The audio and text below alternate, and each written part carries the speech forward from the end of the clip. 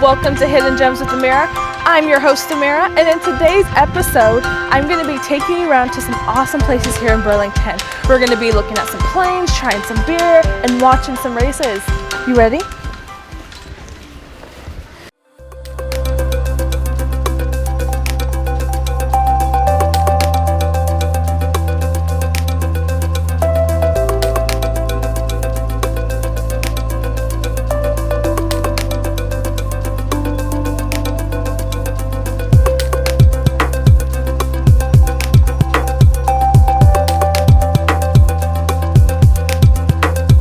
We are here with someone very special, Greg Anders. How are you doing today? We're doing great. We're Yes. facing some weather challenges and some other challenges, but we're doing great. Yes, thank you, Washington. Yeah. Yes. So can you tell me a little bit about your personal history with planes, how you got started, your interest? So I got into aviation by being in an aviation family. So my dad was Air Force and then in NASA, and so I grew up in a flying world, and I got to watch my dad fly the T-38s and all kinds of stuff when I was quite young. And then we moved up to upstate New York. I started taking flying lessons when I was there. Then went to the Air Force Academy, took some flying lessons there as well, but then went to pilot training right afterwards. Yes. So the year I went to pilot training was the year that Top Gun came out, so we all wanted to be Tom Cruise, we all wanted to fly fighters. So the museum was started by my dad, who had his own personal brush with history. He was in the Apollo 8 mission back in 1968, took the iconic Earthrise picture. And so December of 68, Apollo 8 flew and it was a successful mission. NASA got a telegram and said, "Thank you, Apollo 8, you saved 68." And we try to tell that story here. My father was very successful in the military, very successful in his government work, and then very successful in business. So he used that financial success to start the Heritage Flight Museum and kind of build a core of flying aircraft that tell a good story. And so that's really what we're about, is trying to honor veterans, the people that served in our military, and we're trying to keep history alive. The fun part about my mother that really stamps this museum is when you go through the 68 experience, one of the items in our archive is the calendar, her personal calendar from 1968. So there's a very personal touch to the 68 experience. As you go through, you can kind of see what a young woman trying to raise 5 kids at the time and trying to support her husband through this incredibly interesting, difficult, dangerous pursuit of flying a man to the moon. Yeah. Well, thank you so much for your time, and thank you for your service I appreciate that. Thank you very much. Yes, it was amazing getting to talk to you, and I won't keep your time too much because I know we got other fun things to see today. Perfect. But it was amazing getting to talk to you. Well, thank you for coming out. Thank you for your support as well. We really appreciate it. Always. It was lovely to meet you. Okay, thank you. Yes. Take care. You too. Here we are at the Heritage Flight Museum, specifically in the 68 experience. In this part of the museum, we can learn all about year 68 and the cool things that came about. Something that is very obvious about 1968 is that it was groovy. But what's also important to remember is that during this year, there were a lot of hard things going on. One of the things that touched me personally was the Martin Luther King exhibit over here. And if you've noticed on the wall over here, there's the actual Anders family calendar. You get all 12 months of the year from 1968. It's a very cool insight into the lives of the Anders family.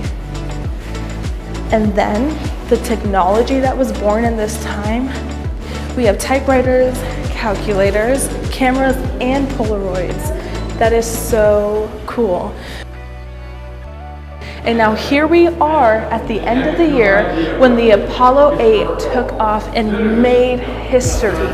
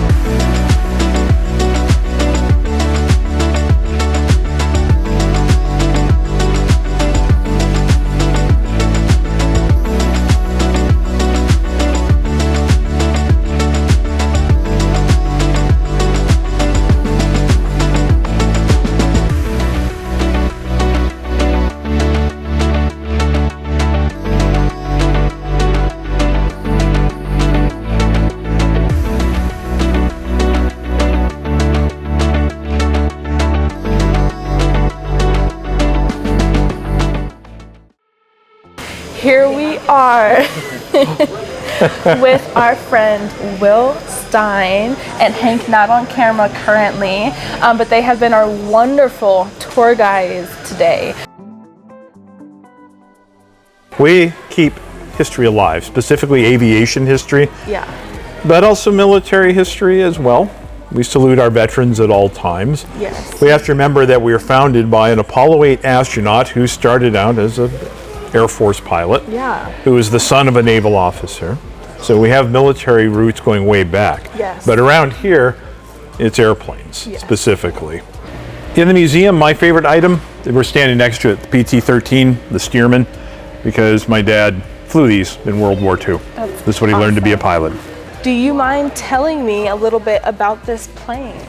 The history I behind don't it? mind at all. This is a PT-13. It was a trainer, and the PT stood for primary trainer. This was one of the first planes that the new pilot would ever see or fly.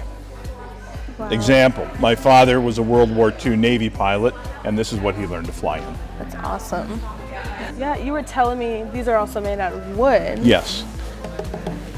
And they have holes at the side of here, so that way if water got into them. Yeah, it's kind of Have it a neat little thing because a wooden propeller, like anything wood, will absorb moisture. Yeah. And they're so finely balanced that any moisture within the prop could easily throw the whole thing out of whack.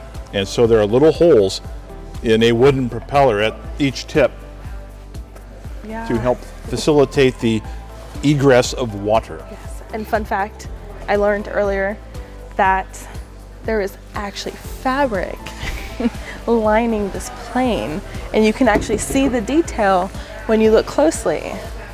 This is all cloth that's stitched down to the ribs. Then it's covered with a shellac type material that's called dope, and that gives it a hard shell finish and also stretches the fabric nice and tight. Your student typically sat up front, the instructor in the back. Okay. And that was the same with these other aircraft, like the PT-13 we just talked about. Wow. Very awesome. Well, the museum is expanding. Yes. Okay, we're going to be almost double in size, Yeah. and that project will be complete by next season. Yeah. Perfect. And we continue to grow along with the city. Our website is heritageflight.org. We're there, and we can also be found on all the popular social media sites. Awesome. All right, you guys, there are many other fun things that we have to go watch. Thank you so much for your time. It was so fun talking to you. You ready?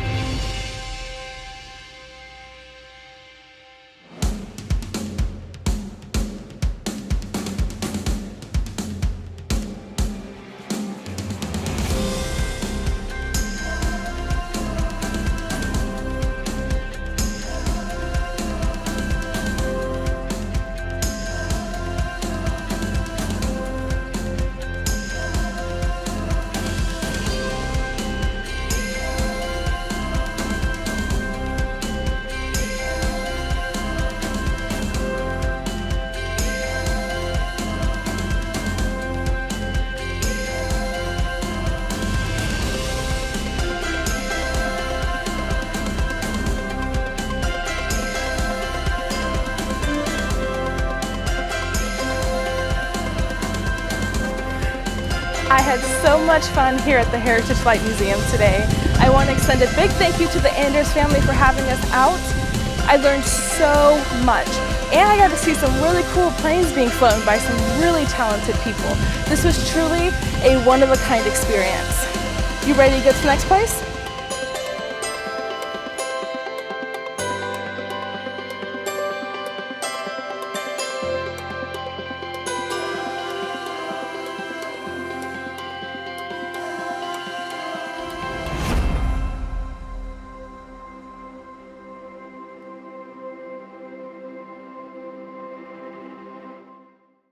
Here we are at Chuckanut Brewery in Burlington. We're gonna try some of their award-winning beers and relax.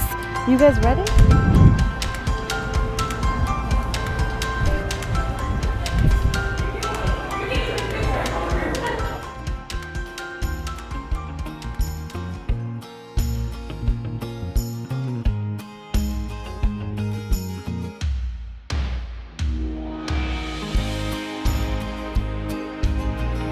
we are at Chuckanut Brewery with Mari, the owner. How are you doing?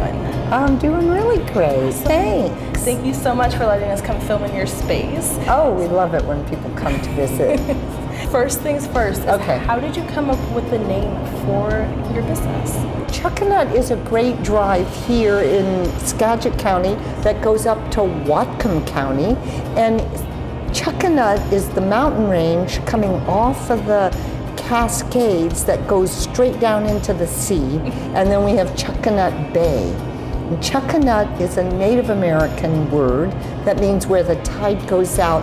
And Chuckanut is beautiful, and we make beautiful beers. Sure do.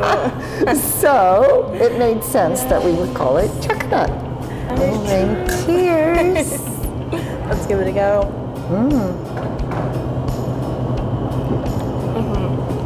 Thanks, huh? Yes, not too much of a bite.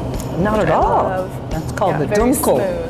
It's a German style beer. Our style of beer is mostly European stylings of ales and lager beers, and we really excel in our lager production. But we also have hoppy beers every once in a while that the brew crew has come up with so that they can experiment with the different hops that are grown here. We really love to get into the depth of making beer, and so we have lots of beer. But we also have sodas for the kids. We have hard cider that's made in Bellingham. We have wines that are Washington State wines that are available. So we have all kinds of options for beverages. Yeah. We do not have a kitchen. And we try to help by having snacks here. We have all kinds of chips and peanuts and local roasted cashews, good beer snacks. Yeah. Occasionally we do have food trucks. And we encourage people to bring their own food. Have a that's picnic nice. out on our garden or else in our little pavilion or right here in our tap room. That's very cozy and kind of fun. It's kind of nice for groups. The kind of beers we're making are the drinkable kinds of beers. There isn't a big challenge to drink our beer. It's just a very thirst-quenching beverage. I love the Pilsner, I love the Alt. Really, drinking beer, there are so many kinds. And it depends on your mood, it depends on what you're eating, it depends on your day, which beers you choose to drink. That for that particular moment is your favorite beer.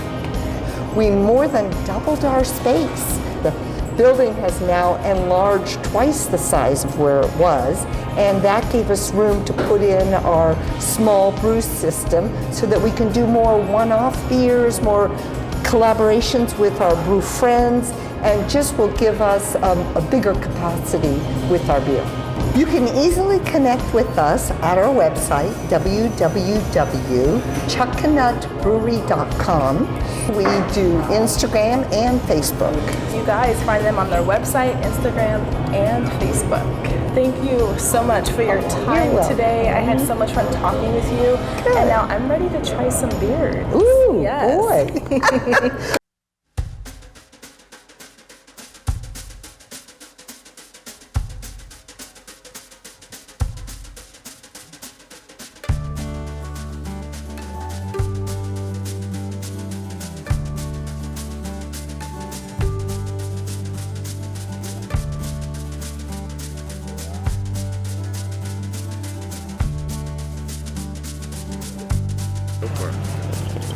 Oh my lord.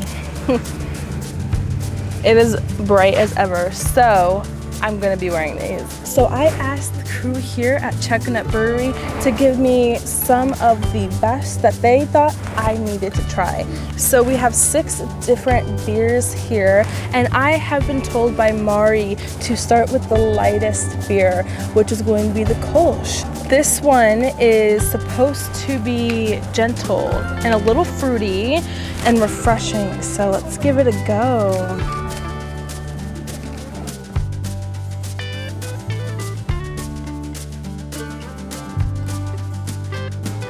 Wow, so one thing I do want to address with me is I'm not usually a light beer girl, but if it's Chuckanut beer, think I'm a light beer girl now. This one is so gentle. Just grab and go for it. This is my third sip, which should tell you how much I like it. Yes, this one is very gentle and it's very refreshing. The next one we have here is the Pilsner. This one is described as dry, a little bitter, and floral.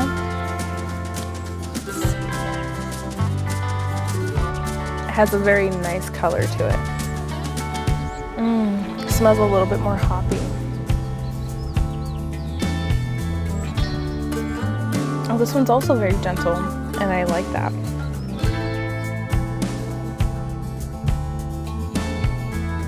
I think this one is right up there with the Kolsch. I think it's very yummy, very easy to drink.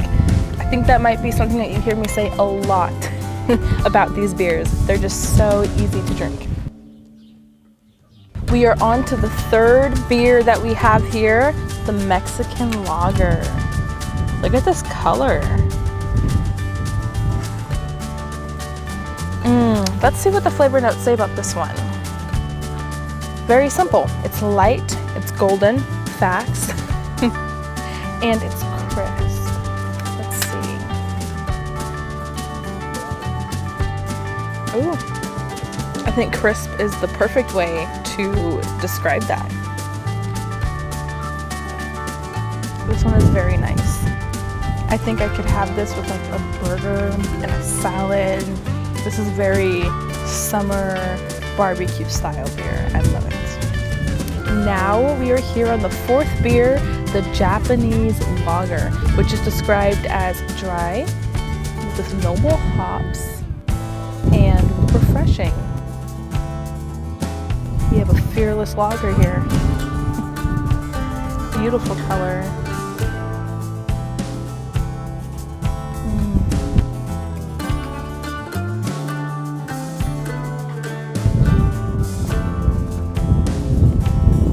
This might be a favorite. And it definitely tastes brave. Very noble. I'm very excited about these next two beers because they have flavor notes that I'm always looking for, so let's give it a go. The first one we're gonna do is the Vienna beer. It has a beautiful caramel color. I mean, look at that, you guys. It's malty, it's toasty, it's toffee-ish. Oh, this smells nice and warm. I could have this at fall time. This is giving me a fall time beer. Oh, that's nice. That is nice. So flavor note that really stood out to me was the toastiness of this. This does have that warm, nice, comforting taste to it. I would definitely order this over and over again. And it's nice and smooth. This is a winner for sure. For me, the darker the beer, the better. And this is really good. I'm so excited for this one. This is the Dunkel Lager, which is a German lager. This one is dark, which I automatically love. And it's supposed to be malty, a little chocolatey, a little toffee, and smooth. Oh my gosh, I wish you guys could smell that. The toffee notes really pop out to me in that on first smell. But let's give it a first taste. Yeah, winner, winner. We got her here. Upon the first taste of it, the chocolate notes really stood out to me. The warmth of it all really stood out to me. And this is just overall a really good beer. Out of all of the ones that I've tried today, this is a winner for me. I love it.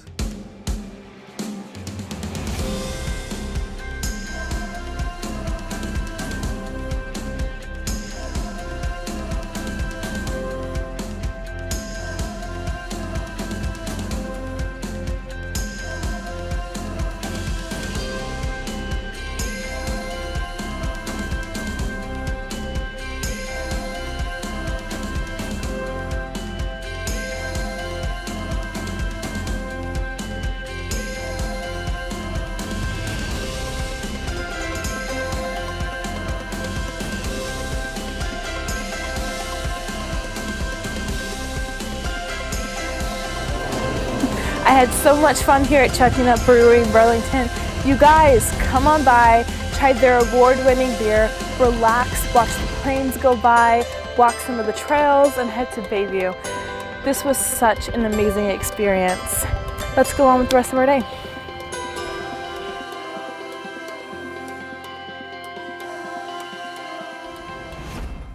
Okay, here we are at Path Fermentation here in Burlington. I'm so excited to meet the crew and see what they have to offer for us. You ready?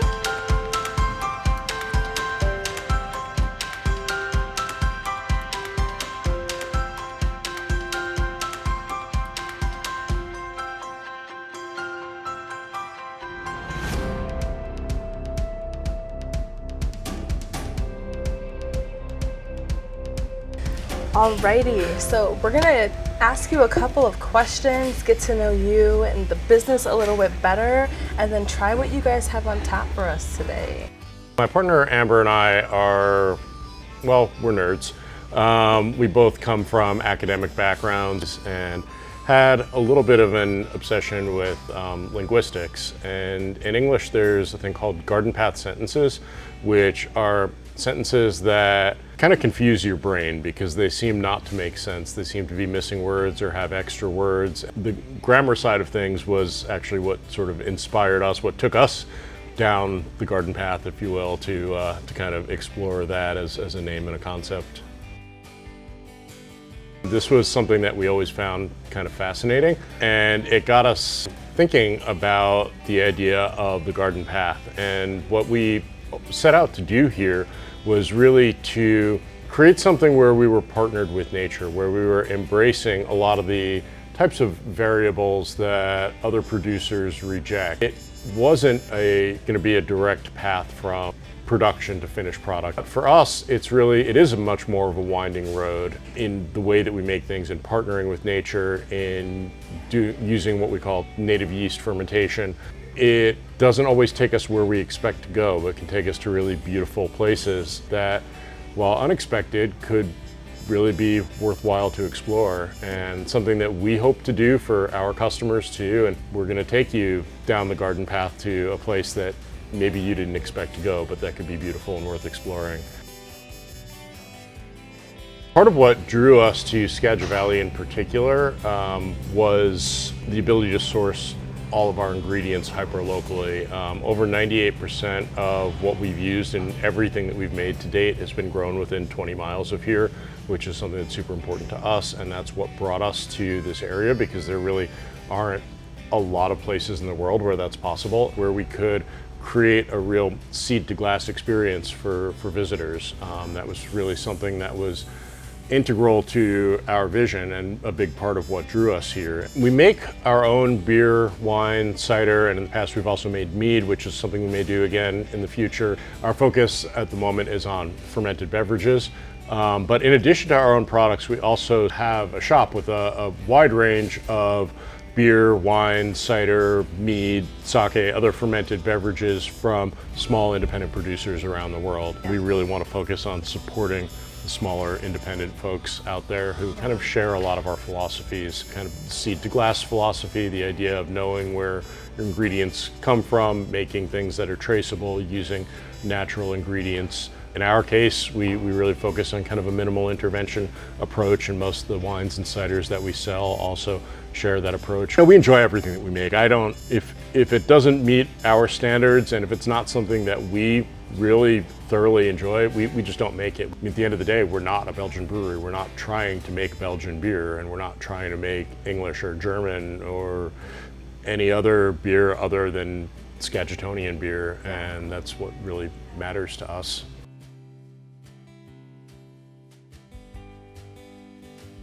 We're always curious here at Hidden Gems. What is your favorite thing to do here in Burlington? Well, to be honest, my favorite thing to do here in Burlington is to hang out here at our beer garden and enjoy some really wonderful beverages. But when I'm not here, you can sometimes find me next door at Chuckanut in their beer garden, which I also very much enjoy. So our website is gardenpathwa, as in Washington.com, and we're also Garden Path WA on social media, on Instagram and Facebook. through our website, you can access our online shop. We ship statewide in Washington and Oregon, and you can also put in orders for pickup or just browse our inventory if you so desire. Beautiful, you heard it here first. Thank you so much for your time.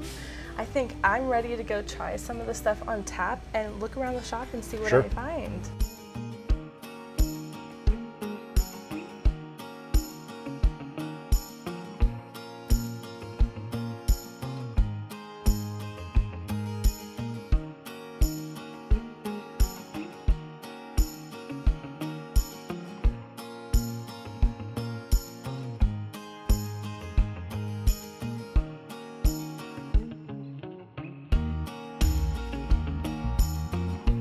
Here we are with some tasters. Ron, what do we have today? So we have 4 of our beers that we make here at Path Fermentation, and then a Perry, which is similar to a cider, but it's made from pears that are specifically grown for fermentation. The one that's the lightest in color is the Easygoing Drink, which is the same beer that we tried before, but you know, I don't mind having seconds on this. Very delicious, neither do I. It's just really kind of easy to enjoy. It's very light, it's very smooth. This is extremely good. Claps to Katie. I'd probably suggest that you try Sunbeams, which beer de coupage. It's a blend of mostly young, fresh, kind of hoppy beer with a little bit of aged beer to kind of give it some depth and complexity. Fuller bodied, a little bit hoppier, but still pretty light. It's very kind of citrusy, even though there's no actual citrus in it. Yeah. You can taste that it has more body to it, but it's still so smooth and very light. Actually going to move to one of our more malt-driven beers, and that's the darkest one on the tray, which is a beer called Ron's Not Bitter. Smells good. Oh wow. My partner Amber and I spent quite a bit of time in kind of early beer drinking years in the UK, and had real fondness for cask conditioned ales, for bitters, for the traditional kind of pub drink that's there. And the whole concept behind these beers is that they're relatively low in alcohol, and things that you can drink for hours while sitting and chatting with your friends, what are called session beers. This is kind of our riff on it. The name Ron's Not Bitter, it's a little bit of a pun. It's not exactly a Garden Path sentence, but it is a complete sentence. All of our product names are complete sentences. Yes. And there's kind of a dual meaning there, that it's kind of my take on a bitter, but it's not a bitter, but it's also saying that I'm not bitter, that I can't make a real one. This one is absolutely delicious. It's really good. Last of the 4 beers that you have in front of you is Spontaneous Ferment 3-year blend, which is our tribute to Belgian Gueuze. This one has a very interesting taste in all of the best ways. It almost tastes like the Ron's Not Bitter turned up a few notches. It's kind of fruity in a sense. Like some stone fruit, peach, apricot notes in there. But yeah, it's just very nice and sweet. this type of process, it just develops so much complexity. And the final thing that we have on the tray is Perry. It's a very traditional beverage, particularly in the UK and also in France, where it's called Poiré. But in both instances, it uses pears that are grown specifically for fermentation. But this is made from 100% Perry pears from WSU Orchard. This is actually an experimental batch. We only made a few kegs of it. Try to make more. Exclusive experience here at Hidden Gems. It smells amazing. But oh my gosh, I wish you guys could smell this right now. It just smells so nice, and definitely you can smell the fruitiness in here. All right, you guys, I've had so much fun getting to learn about these amazing drinks.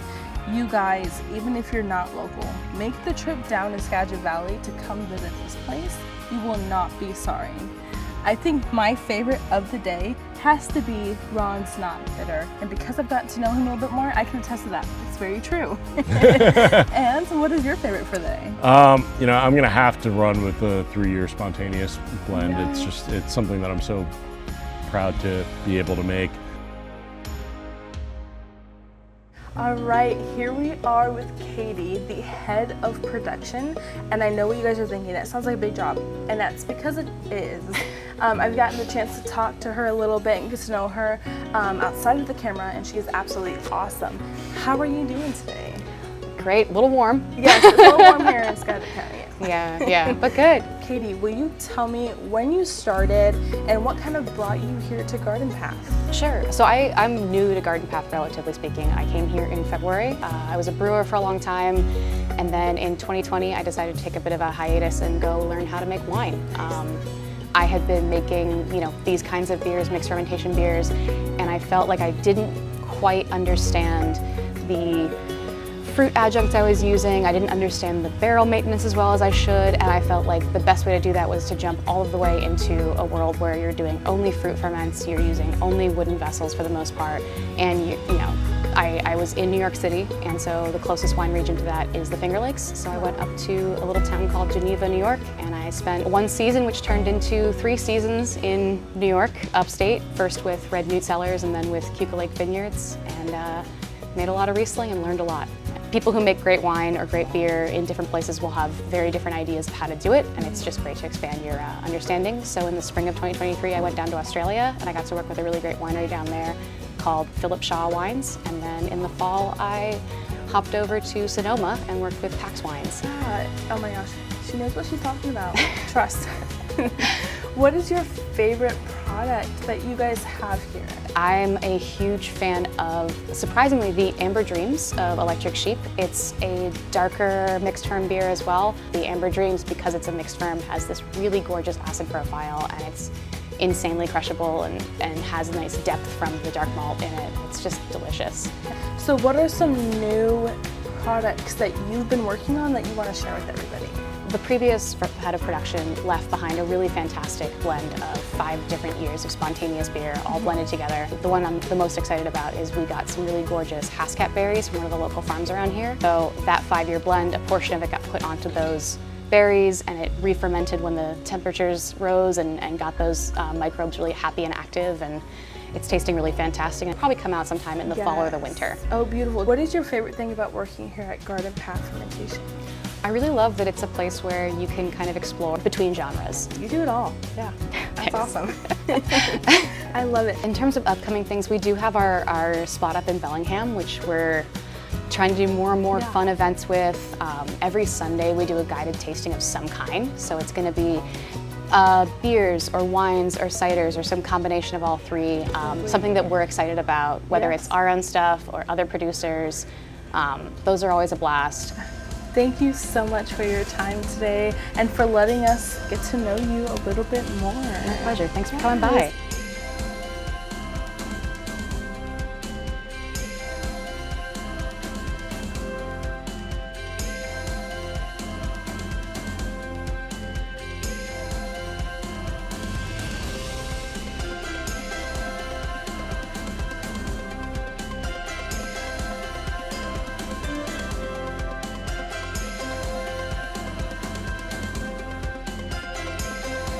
You guys, I've had so much fun here at Garden Path Fermentation in Burlington. The drinks were wonderful, and the crew that works here is even better. You guys, if you're local, and even if you're not, come on by. You simply won't regret it.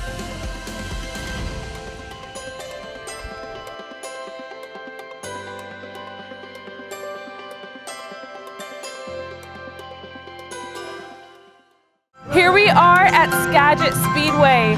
We're going to be watching some cool events, talking to different people, and just having a blast here. This is my first time, fun fact, and I'm so excited to share it with you guys. You ready?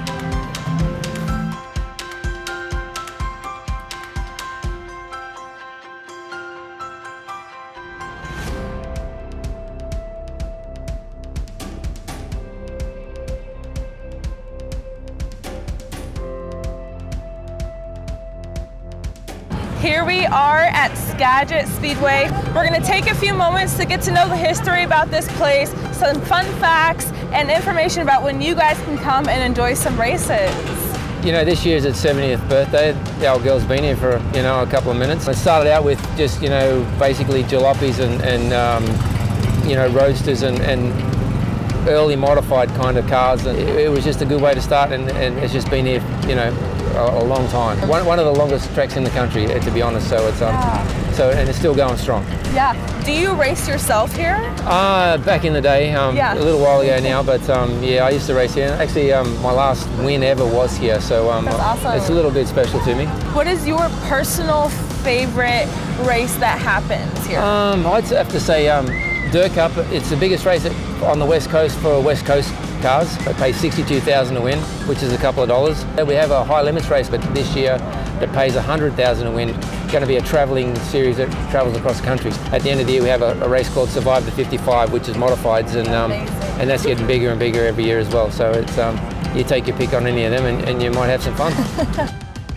This is a family sport. We've got a kids section up there in that area, and we've got a kids club and just things like that. You cater to everybody. We try. That's amazing. Generally, gates open at 5 o'clock. Racing, starts at 7. Opening ceremonies at 7, and so the racing starts after that. And now our actual goal is to be done by 9:30. If it drifts out to 10, so be it. But we try to have a quick, short, entertaining show. Because we are in the entertainment business, so we've got to do what we can and do it in a timely manner. Website is www.SkagitSpeedway.com, and we're also on Facebook, Instagram, you name it, we've got it. We're trying to be trendy as everyone else is too, so hopefully we are. Well, thank you so much for your time. I'm excited to see some races.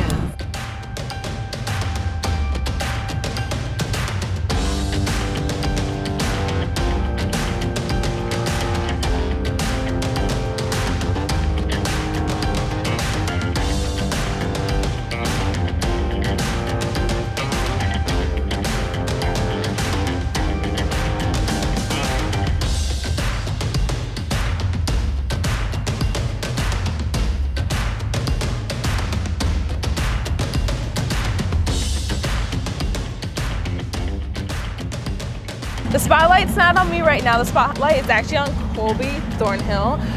We're gonna get to know him a little bit. I heard he was pretty impressive. So, how you doing today? I'm not too bad. Hopefully the rain holds off though. Yeah. I started racing when I was about 4.5. My dad's friend Steve Forler got us into it, and been a battle since then. We started quarter midgets, cage carts, micros, and now we're racing 360 and 410 sprint cars, and we've had some really good achievements over the years. I mean, from micro ranks to sprint car. We won a handful of pretty big races in the micro. We've been working our way towards those in the sprint car. We won here at 410, which was my first feature, and then I won a couple 360 shows here when I was 14. So we traveled the ASCS National Tour for a year, so that raced all the way to Pennsylvania, California, all over the place. Wow. So that was pretty fun. It definitely means a lot to me. It's a dedication. It's Monday through Sunday. I mean, it's definitely time consuming, but I mean, it's something I like to do. Just try to be the best I can at it. Have you ever crashed before? I definitely had a handful of pretty good ones, but I'm still here, so. And that's what matters. Yep, and we have one complete spare, so if we do crash and we get into a situation, we can just swap the motor from the crash one into the other one and then be right back at it. And do you have any place where people can perhaps follow your journey? I have Instagram, Facebook, they're both Colby Thornhill. Hopefully you guys can follow the journey on there. Go support. It was lovely talking to you. I really appreciate it.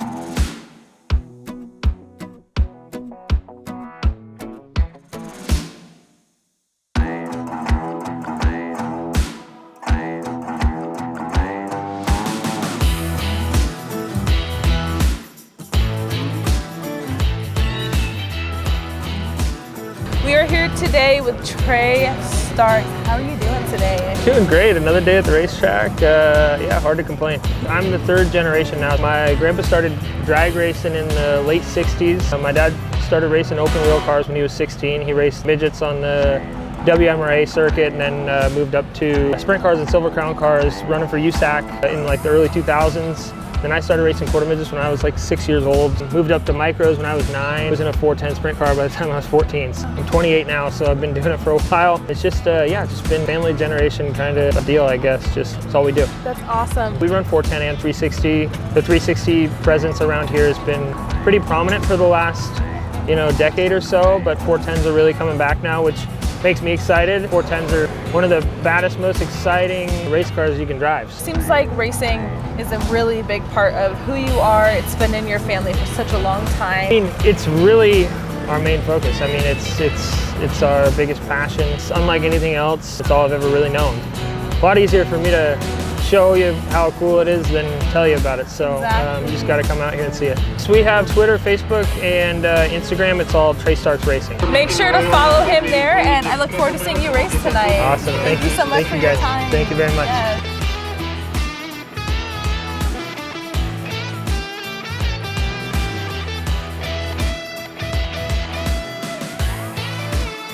The inside of some of these trailers look ridiculous. I have never seen something like this. Some of these have full-blown kitchens in them. Room to work on your vehicle. I mean, this is amazing.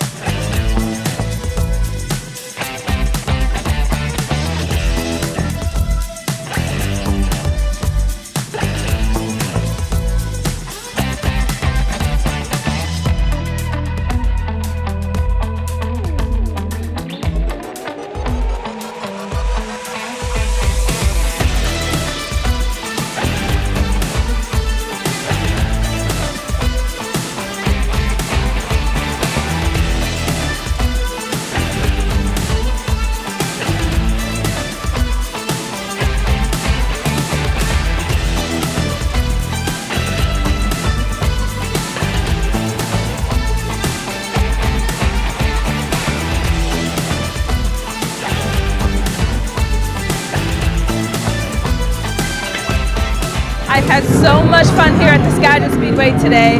Thank you all for joining me on my first race day. I'm gonna go watch the rest of the races, see who wins, and I will see you all in the next episode.